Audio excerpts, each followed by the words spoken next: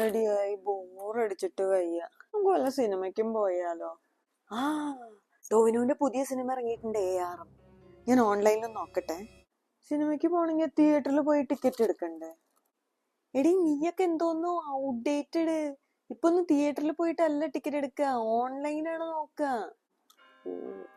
നിനക്കറിയോ, Akashadoothu കണ്ടുകൊണ്ടിരിക്കുമ്പോ heart attack ആയിട്ട് ഞാൻ ചത്തുപോയതാ.